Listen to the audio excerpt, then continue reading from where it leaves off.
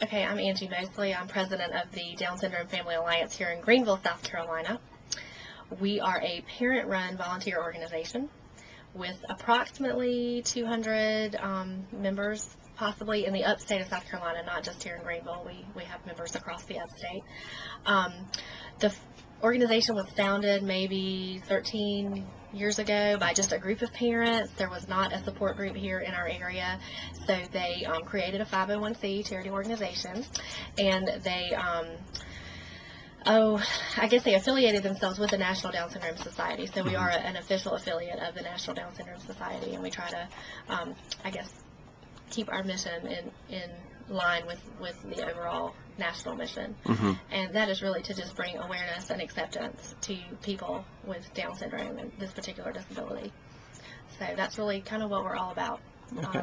And do you have any children who have Down syndrome? Yes, I have an 8-year-old. My firstborn son has Down syndrome. His name is Ryan. And then I have a 4 and a 3-year-old, a boy and a girl, that are just typical children.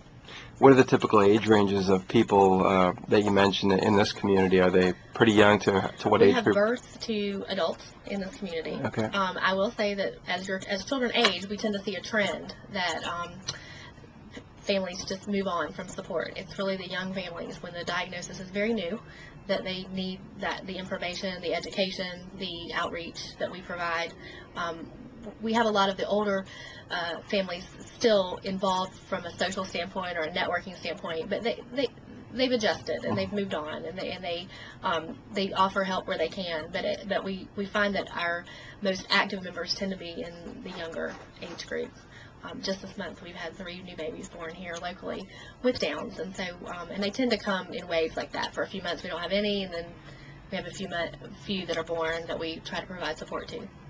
And from a support standpoint, I mean, do you find that everybody benefits, including, the kids who have Down syndromes, the siblings, and also the parents, from a networking and support standpoint? Yes, I mean, we basically make families who are dealing with this diagnosis aware that we exist, and we do not really move in until they invite us in, because when you are delivered news that you have a child with a special need, everybody processes that differently and processes that over different lengths of time.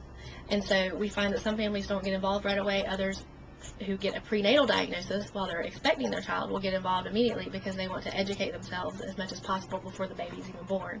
So it really just depends. It just depends on the individual and the family involved. We find that we have an outreach support system. I mean, when you are delivered news that your child has a special need, there are so many things you have to know, and when you know nothing, it seems like a very overwhelming amount of information. So we try to simplify that by providing just basic information in the beginning. And the good news is, as a child ages, you do different things at different times, depending on the age of your child. So it's not like you have to do everything at once. But there is definitely an educational process and a large learning curve to climb. Are there other service organizations that you work with or align with and help in terms of supporting these people? Absolutely. We have something here in South Carolina called Family Connection. It is it's kind of like an umbrella that a lot of special needs falls under. So pretty much it provides services across the state. They have offices in a lot of our cities across the state of South Carolina, where they provide basically it's just education, outreach, support. They'll do support groups, and I mean, we're talking anything from groups of children who have asthma to autism to Down syndrome to I guess cerebral palsy or other disabilities. I mean, it's really that's why I call it Family Connection, because it covers across the board for disabilities. There are within Family Connection, like I said, there's smaller support groups. Like there's an asthma support group, there's an autism support group, there's other things. So there's lots of things that fall under that umbrella across the state. You mentioned that some of the folks are, go to the adult stage, and then from there, do you help them with employment or give them suggestions in terms of how to go to that next step? Actually, no. And here's why. That is a gap that exists across the board in many special needs communities, because when families find that their children are getting older, there really is this what do we do now moment that everyone has.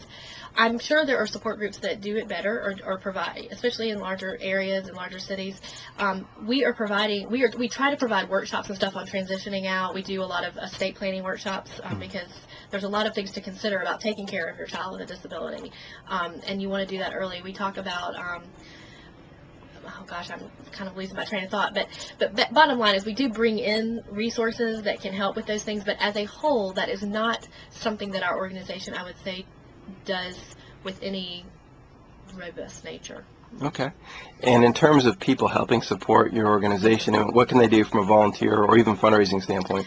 Well, we have a website. It's the www.dsfa Down Syndrome Family Alliance Greenville.org. Okay.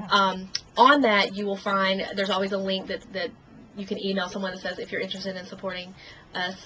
There's a giving website called First Giving or it's linked into our website. You can give that way. I'll be honest, because we are so small in the sense of we're volunteer run, parent run. We pretty much make it up as we go along. We often we just do the best we can. We all have families, many of us with more than one child, that are very demanding, of course, and so we just do the best we can with what we have to work with. And that means resources and volunteers. We have a lot of people that do contact us about volunteering, but what they don't quite understand is we don't really have any, we're not a location. We don't have a building where they can come and spend a few hours every week reading to children or something like that. That's not what we are. We are an organization, and we just like I said, we have outreach services, we have educational workshops. We do a couple of social events a year where we have our a holiday party and a barbecue in the summer, and occasionally we do some age group socials where we'll do something just for a specific school age group or something, just for networking opportunities. But for the most part, the biggest volunteer need we have happens to be our one fundraiser a year, which is called the Buddy Walk. That is the national awareness activity that Down syndrome organizations across the country do in line with the National Down Syndrome Society. And ours happens to be this coming Sunday, October 25th at Furman University. And we do have several church groups, college students, and just individuals who are volunteering with us just to pull off that large awareness event, because that's our number one fundraiser, and it's our only fundraiser, really, that we do each year. Great. So, Well, that's a lot of great information, and we really appreciate you taking the time with the HopeBus, and wish you best of luck in the future. Thank you very much.